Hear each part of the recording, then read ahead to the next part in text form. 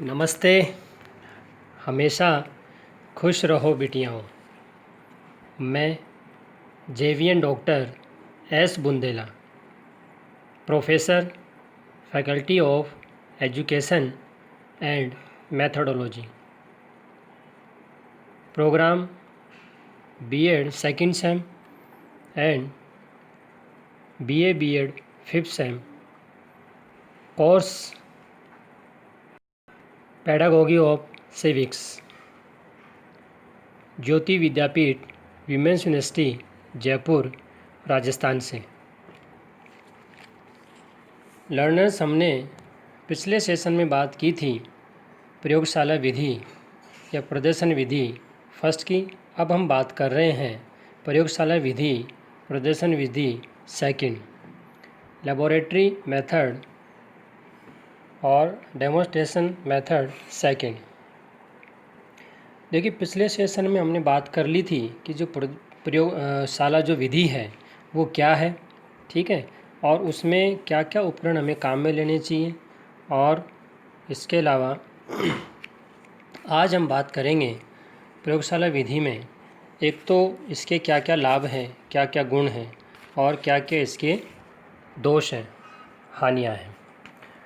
देखिए, सबसे पहले बात कर रहे हैं अपन प्रस्तावना को लेकर, इंट्रोडक्शन को लेकर। जैसा कि हमने पूर्व के प्रयोगशाला विधि फर्स्ट में ये जाना कि प्रयोगशाला का महत्व आज दिन प्रतिदिन शैक्षणिक कार्य में बढ़ता जा रहा है। भले ही वो प्राकृतिक विज्ञान का विषय हो, चाहे वो आपके सामाजिक विज्ञान का विषय हो। यह आज न केवल विद्यार्थी को शिक्षक से जोड़ता है, बल्कि शिक्षक भी विद्यार्थी से इस प्रकार से जुड़ता है कि दोनों ही प्रैक्टिकल नॉलेज प्राप्त करते हैं। देखिए, नागरिक शास्त्र में विद्यार्थियों के लिए ज्ञान अर्जन के संबंध में उपयुक्त सशक्त माध्यम है ये, और प्रयोगशाला विधि के द्वारा विद्यार्थियों को प्रत्यक्षतः ज्ञान का अनुभव कराया जाता है। हम बात कर रहे हैं सबसे पहले प्रयोगशाला विधि के लाभ की, गुण की। तो मेरिट्स प्रॉपर्टीज़ ऑफ लेबोरेटरी या डेमोन्स्ट्रेशन मेथड सेकंड की। देखिए, प्रयोगशाला विधि के नागरिक शास्त्र में कई महत्व हैं। इसके महत्व को अथवा गुणों को हम कुछ बिंदुओं के द्वारा अधिक समझ सकते हैं। सबसे पहला जो महत्व है वो प्रयोगशाला विधि के द्वारा विद्यार्थियों को स्वक्रिया से ज्ञान अर्जित कराया जाता है। दूसरा, इस विधि से विद्यार्थियों में दायित्वों को निर्वाह करने की क्षमता का विकास होता है। व्यक्ति जो विद्यार्थी है वो अपने काम को करने के लिए कहीं न कहीं तैयार हो पाता है। तीसरा, इस विधि के द्वारा विद्यार्थी पुस्तक, पत्र पत्रिकाओं, मानचित्र तथा ग्राफ इत्यादि का प्रयोग करना सीख जाता है, क्योंकि जो प्रयोगशाला विधि है उसमें इन सभी चीज़ों का अध्ययन किया जाता है, उनको बच्चों को बताया जाता है। चौथा जो लाभ है वो यह विद्यार्थियों को स्वाध्याय की आदत डालता है। देखिए, जब विद्यार्थी प्रयोगशाला विधि में जाता है तो मॉडल और पुस्तक, पत्रिकाएं, मानचित्र इत्यादि को जब देखता है तो उसे खुद अध्ययन करने की प्रवृत्ति आती है। अब हम बात कर रहे हैं प्रयोगशाला विधि की हानियाँ या दोष को लेकर। Demerits of laboratory method. इसमें देखिए, सबसे पहली जो बात है वो है यह प्रयोगशाला विधि अधिक खर्चीली है।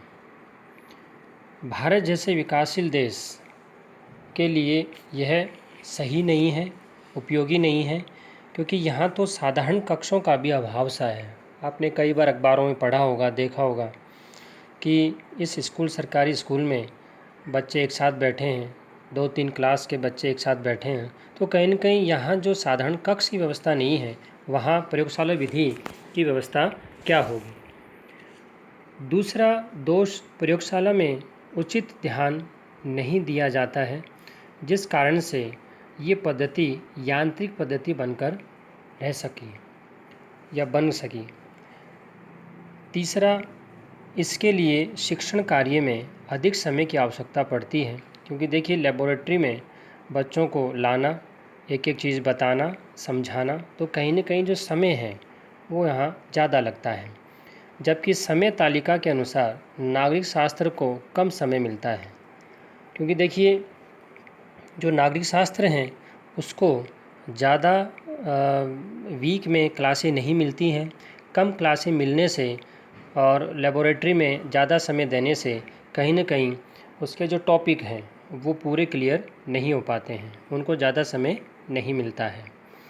अब अगला जो दोष है वो प्रयोगशाला के द्वारा अर्जित ज्ञान व्यवस्थित नहीं हो पाता है। देखिए जो प्रयोगशाला में विद्यार्थी जब एक साथ इकट्ठे हो जाते हैं तो कहीं न कहीं वहाँ सिस्टम जो है, व्यवस्थित जो ज्ञान है वो आसानी से बच्चों को नहीं मिल पाता है। तो कहीं न कहीं ये सभी जो कमियां हैं वो हम प्रयोगशाला विधि में देखते हैं। ये जो सेशन है वो डिजिटल वर्जन 2.0 ज्योति विद्यापीठ महिला विश्वविद्यालय जयपुर द्वारा तैयार किया गया है। मैं ये आशा करता हूँ कि आप मेरे डिजिटल सेशन से खुश हुए होंगे। अगर आपकी कोई क्वेरी है तो कमेंट बॉक्स में ज़रूर लिखें, मैं इसे हल करने की ज़रूर कोशिश करूँगा। धन्यवाद।